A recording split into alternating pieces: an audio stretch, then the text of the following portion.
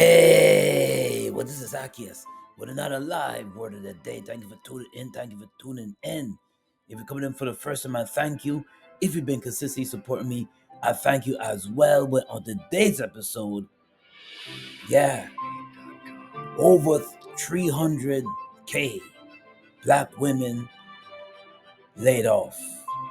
And that's what I want to emphasize on today's episode. When I heard that article and I read the article, it was just crazy due to the DEI and due to other circumstances. All these black women, according to the sources, 300,000 laid off. On today's episode with Zaccheus with another live word of the day. And here I'm going to jump into this article. It was about 3 minutes. Check out this news article. To the economy now, where staggering numbers have been released surrounding black women in the labor force. A new report shows more than 300,000 black women have left the workforce in just the last several months. That's according to the U.S. Bureau of Labor Statistics. Joining me now is gender economist Katika Roy to break this all down and why they're leaving. Katika, thank you so much for being with us. You recently wrote an article where you say that this isn't happening by accident. Why do you think it is happening?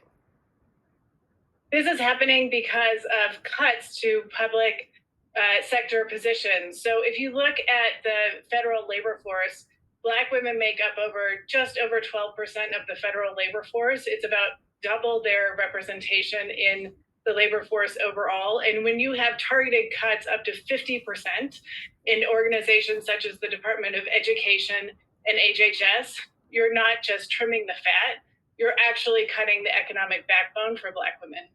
Wow. And so what are some of the spillover effects from all of this? Well, one of the things that we know is that there is a connection between women's labor force participation and GDP. So just black women's labor force participation has dropped by just over 2% in the last 3 months. And that has sucked over $37 billion out of US GDP. So this is the economic cost of gender policy ignorance. This is really fascinating because do you think that most people are unaware of the actual impacts of things like this? Absolutely. So when we often think about women's issues or black women's issues, we think of it as an over there problem. It's not. It's an everybody problem. When our economy grows, that has more jobs and more income for everyone. So we know, for instance, overall, that for every 1 percentage point that women leave the labor force, there's a $146 billion hit to GDP. Oh my gosh. And so we've talked about the consequences, but is there an upside to all of this? Are we seeing women pivoting to entrepreneurship as they're leaving the workforce? What then are they doing? You know, that's a great question. And the truth is, we don't know where all of the 300,000 black women that have actually been pushed out of the labor force have gone. We know that some of them have gone into entrepreneurship, which is not only because of luxury, but it's actually because of survival. And this is really a testament to their resilience, but it also shows the rigidity in our traditional employment systems. Are there any other groups that we are seeing largely impacted in this way in the labor workforce? Not to this extent. So I track all of the data, as you can imagine, month over month by gender and race and ethnicity. And I started to see this trend about 3 months ago with this really precipitous drop in black women out of the labor force. And this is a huge hit. And historically, just to give you a sense of the historical context, this is the first time in years that black women's labor force participation has fallen below Latina's labor force participation. And it's true. Yes, 12% of the labor force black women make up. And this is staggering. Yes, this could hurt the economy. This is staggering. In 2025, black women have experienced significant job losses, with estimated suggesting over 300,000 have left the workforce due to factors like federal government layoffs and corporate cuts of the DEI intensive initiatives and reduce small business activity. So this is serious. This is serious, and this is why and I see more black women, more than ever between the 2024 and this year, getting into entrepreneurship. Whether it's online, whether it's brick and mortar business, or whether it's online. And I encourage that. I encourage, because as you can see what's happening due to this government shutdown and the 1% politicians doing minimal, and the 1% striving, while the hardworking person gets the end of the stick, gets certain programs cut, and look, and so much black women, loss of work.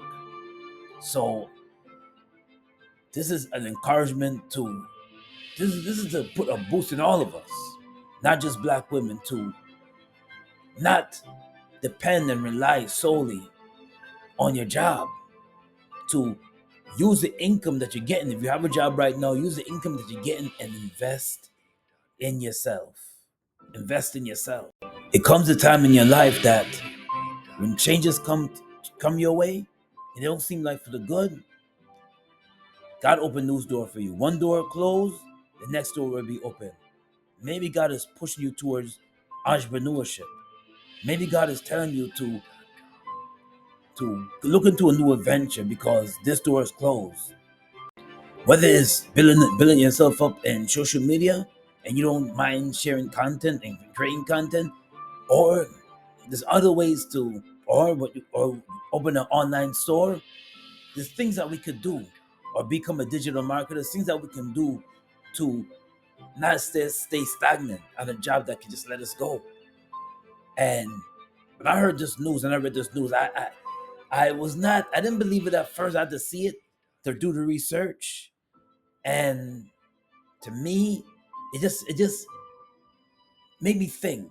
It makes me strongly think that yes, I need to do the same too. I need to start thinking about entrepreneurship. I need to start thinking, have that spirit to say, listen, I can't rely on this job. When I retire, I can't rely on the pension. I need to start doing some investments to assets that can grow income for me, because nothing is sure. We live in uncertain times. As you can see, it's November 1st and Snap runs out. You see, I'm not on Snap. I'm not going to say I'm on Snap. I'm not on Snap.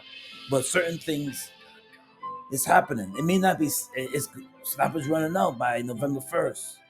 But it also tells me that even with a job, because you see 300K black women laid off, even when a job is not so certain, it's not stabilized. So what we have to do, we gotta use the skills that God gave us to allow us to be stabilized, to allow us to be sustainable, so we can leave something for our family and kids, but also take care of ourselves too as well.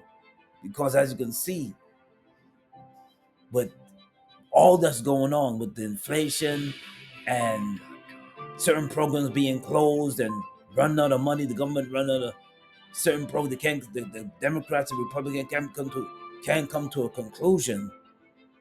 We got to do what we got to do. So I applaud the black women that stuck it out, but now they're laid off, and now their mindset is like, listen, I got to do what I got to do for my family. I got to do what I got to do for my family, and that's lean towards entrepreneurship. Why? Because it's an uncertain thing, but a job is good to have. If you have your job, be grateful, be thankful, be have a spirit of gratitude. Have a spirit of gratitude, but just don't put all your eggs in one basket. Because as you can see, that you're not exempt to being laid off. You may be feeling secure in your job, and and you're feeling like, okay, I can just, this is my only end all do all. This is my bread and butter only, and it's no need for me to invest because this job got me. No, you're sadly mistaken. Because I'm sure out of the 300K women that they thought their job was secure too, realizing that they're been replaced, realizing that according to the programs and the government said, listen, we got to downsize. Money is an uncertain thing right now, and we got to downsize to save the country money. So we got to downsize. Imagine that you're going into work. Imagine going into work, and then you're getting a slip in the mail, or getting a slip while you're at work, while you're working, saying that we thank you for your services, but come such and such date, your services will no longer be needed, but we thank you for your contribution to this company. We thank you for your contributions, and we thank you for your time that you have with us. But as at this moment, at this time, we no longer need your services at this time. We're downsizing. Imagine getting a letter like that, getting up Tuesday morning or Wednesday morning, and then to look in your mail and to get a letter like that, or to go to your job and you open up your email, the job email or mailbox, and getting a message like that. My black woman, you are resilient. You are a go getter, and you don't give up. Don't give up. Keep going. Yeah, it may look dark, and things are not looking as uncertainty that we're living in today.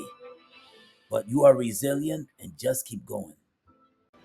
And this is a moment in the time to reflect. When you hear a news like that, it's a moment in time to pause, get on your phone and see what type of business you can start this year. Don't hesitate. Don't wait. Don't wait. You see, I don't know the faith of our income tax either. There's a lot of things up. There's a lot of things that this economy is being hit with. Is an uncertainty. It's an uncertainty. And some of us, we haven't saved our money. Some of us, we don't have a lot of money to invest. But you can start small. Listen, I don't always have, a lot of us don't have $1,000 in the bank. But God gave us creativity. God given us something. God given us, social media is in your hand. The very thing that you're looking at on every day, He's telling you to create. He's telling you to go on there and express yourself. He's telling you to go on there and be an encouragement to people that need to hear the gospel, whether it's a positive message or what is a message that needs to be learned, an article that you've seen and you just want to share it. God has given us this thing. You may not be able to sing, but you can speak. And if you can go and speak and be a content creator, sky's the limit. Sky's the limit. You don't need a lot of money to start. That's the thing. You can start from small. All you need is a $30 ring light and your little computer or your phone. And boom, you got it. Don't need to frustrate yourself, aggravate yourself with things that are very difficult to get. And you don't have a lot of money. It's frustrating. God is telling you with this news, God is telling you to start that business. It's time. God is telling you to start to put yourself out there. Whether it's on your social media, put yourself out there and start that business. Start an entrepreneurial business. Start that Shopify store. Start. You can start small. You don't have to start big. Let the creativity what God has given you is creativity and creativity to create. Don't put it down. It's time. Don't let the job is, you're no longer at the job anymore, but it's time to get up and keep moving. Now the live word of the day is coming out of Romans 12:12. Rejoice in hope, be patient in tribulation, be constant in prayer. Be constant in prayer, but be patient. Your time is coming. This is the moment and the time for you to seize. God is opening you up to new things. One door is closed, but the next one is going to be open. There's a new chapter in your life to start, and a new chapter that you're going to be excited, more excited than you was before working for somebody. God is telling you to start something new. Yes, that chapter is closed in your life, but it's time for new things. God is creating new things in your life. But this is Zaccheus with another live word of the day. God bless and be safe. Until next time.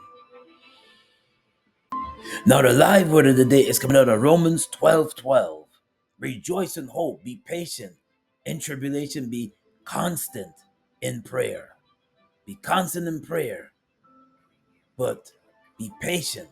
Your time is coming. This is the moment and the time for you to seize. God is opening you up to new things. One door is closed, but the next one is going to be open. There's a new chapter in your life to start, and a new chapter that you're going to be excited, more excited than you was before working for somebody. God is telling you to start something new. Yes, that chapter is closed in your life, but it's time for new things. God is creating new things in your life. But this is Zaccheus with another live word of the day. God bless and be safe. Until next time. Now the live word of the day is coming out of Romans 12:12.